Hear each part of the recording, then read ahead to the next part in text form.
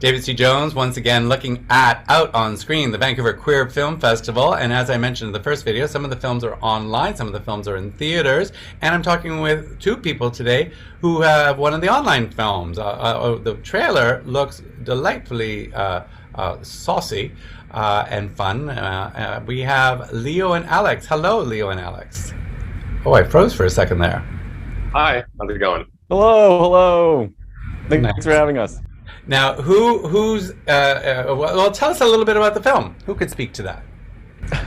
Yeah, it's basically, I'll try to be succinct. It's I at 36 years of age, I'm realizing that I haven't gotten over a lot of the sexual shame that kind of was, that's been with me really since I can remember.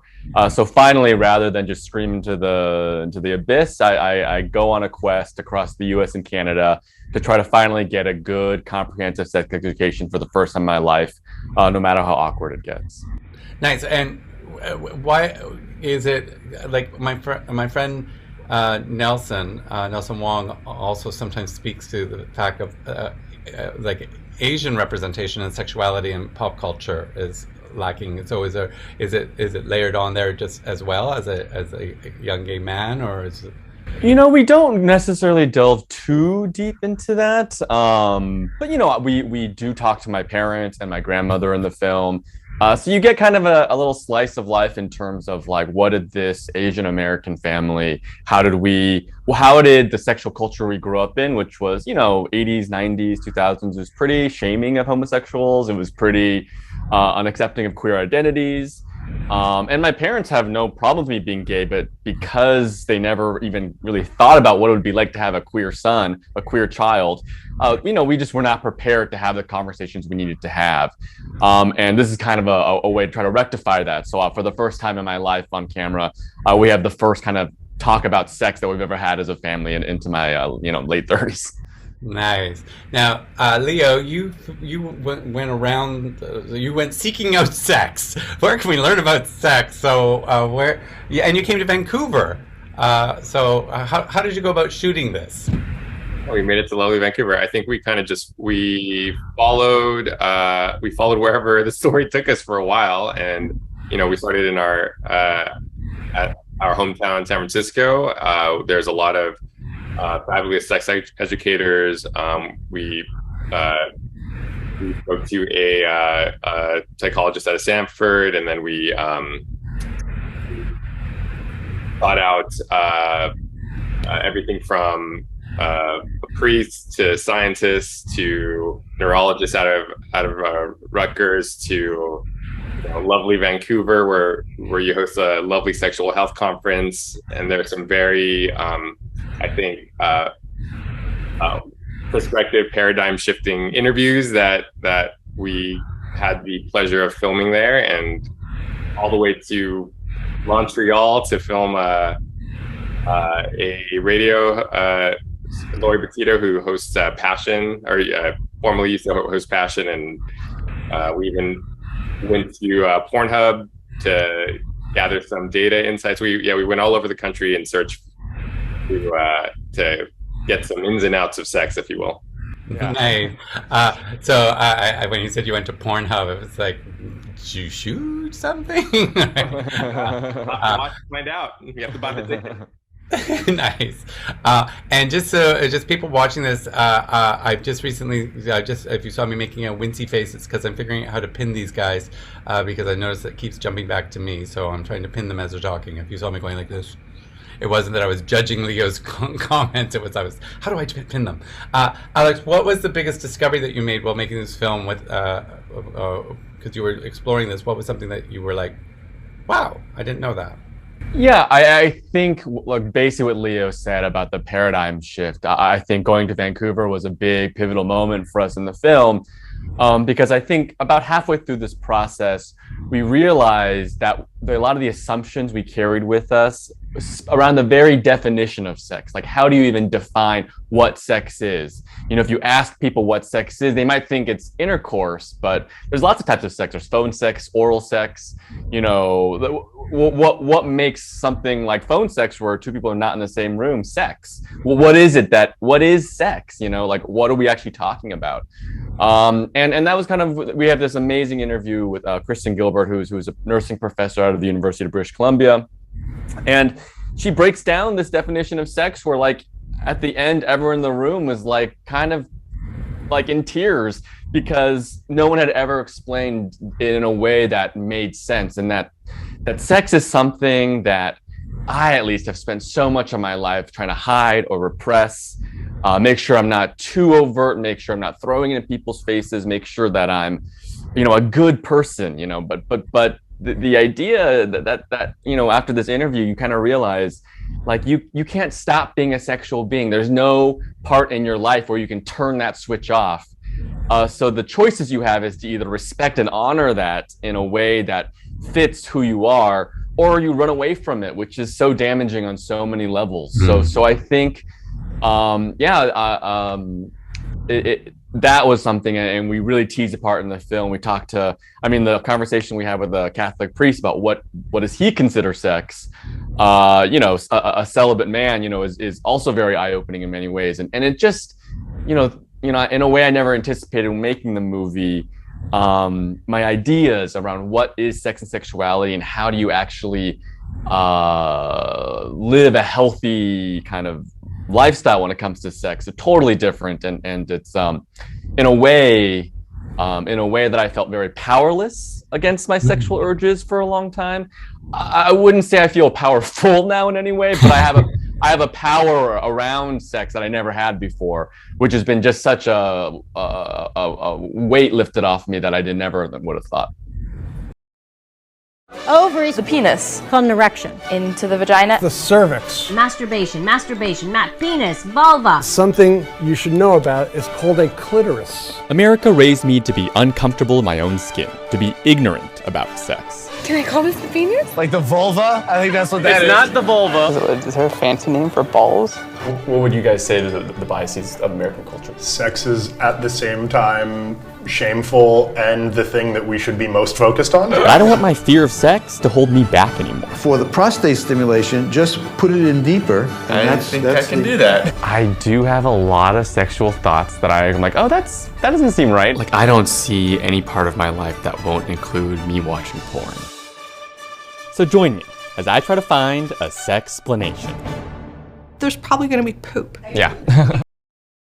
I remember, you reminded me, Alex, I interviewed us for a different project, a sex worker, and his big thing was about, was that we all have those moments that we can remember of a gourmet sex experience, right? And he said, why not make all of them gourmet?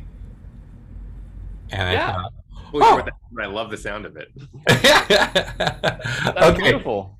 Yeah. I mean, and I also think about it along, like, the way we talk about food, right? I think there's a big culture of food, which is a highly pleasurable experience, better shared with others, you know, but also great alone, and the amount where we talk about food, publish about food, have TV shows about food, channels devoted totally to food. I mean, sex is different than food, of course. But when you think of just the meaning, the wonder, the beauty, the real transcendent experience that sex provides, the amount we're allowed to talk about it is not the same as it should be, because it is one of those just like beautiful moments that of the human existence that for some reason we really try to clamp down on. Everybody's doing it, and if they're not doing it, they're thinking about it. Yeah. So if I'm sitting at home, because your film is one of the films that is available for 10 days. For 10 days, right? 24 hours a day, 10 days. People can watch your film, but they're thinking, well, I already know about sex. Why should they see your film? We've had such, I think, part of the joy of making this film, aside from working with Alex and getting Honestly, the audience response that we've had has been really heartening, and it's it's really run the gamut from, I think, a lot of teens to early 20s, people that are kind of just discovering who they are and how to operate in this world and how to be true to themselves. And additionally, like having everything from new parents who are saying that this movie kind of opened up a platform for them to have discussions about a lot of how they're going to approach raising their child and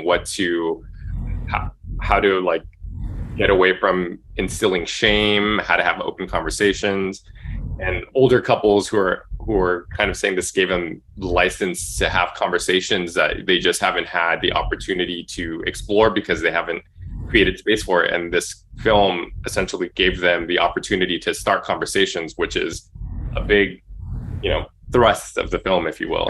It's just to kind of inspire people to be open, introspective, kind of take inventory and stock, and to be open to the idea that we don't know everything, and sex isn't necessarily what we think it is, but we have these preconceived notions that have been instilled in us through all of the surrounding powers that be, society, religion, politics. How much of that is actually your own? And how much of that can you carry forward so you can live a more authentic life? Yeah, I think definitely the idea of sex education, or the talk, like your parents are supposed to give the talk. It's like this one slice of moment in time that it's somehow you get sex education from 13 to 18 and then you're done. But everyone knows that you change in life. You are not a fixed sexual being. Your body changes, your ideas change, the people you meet change. It's this constantly evolving thing, and it is one thing to intellectually understand that there's nothing shameful about being a sexual being, but to actually live a life in which shame doesn't dominate or at least have a big part in your sex life is very difficult. And the first step to dealing with that is just talking to as many people, trustworthy people as possible, about how to navigate these complicated, difficult things. And we hope that the film is that icebreaker. We love that it's going to be at home because you sit with your partner, sit with your kids, sit with whoever you always want to have a conversation about this with, and hopefully our film can be that icebreaker for you, and you can talk about the film first and start a conversation that way, rather than have the really kind of scary conversation and maybe just diving straight into a sexual conversation. Nice. All right. Well, it sounds fascinating, and I love the trailer. I haven't been able to see the whole film yet, so I'm looking forward to seeing it. I'm going to give you guys the last words. Who do you think can best sell this to the audience? Like, you're going to do your elevator pitch, or I feel like we just did that. No, I know, but that was your long version. That was a long version. That was the essay. So now you got to do that. I mean, in the end, I think what we really try to do with this documentary is not make it feel like homework, right? It's about sex education, but we don't want it to make it feel like it's like an important film that you have to see, but it's going to be a slog. Like, Leo is a genius at this, and working together, we really put the entertainment, the humor, the connection, the love first. At its core, it is a lighthearted, comedic sex romp in a way that I think we're really excited to put out there, because we haven't seen this done, this kind of like comedic, educational, but also just kind of heartwarming family story. So if you think you'll be bored, I think you might be surprised at just how fast the movie actually goes. I think you should say it's a romp about sex. Because it's not a sex romp, right? So it's a romp about sex. There you go. That's your next elevator pitch. Well, thank you so much, Leo and Alex. Where am I talking to you from? Where are you right now? I'm in San Francisco. I'm in New York, yeah. Nice. Well, thank you so much for taking time out of your day to talk about your film. The Vancouver Queer Film Festival is indeed very lucky to have it. So thanks, guys. Thank you for your time.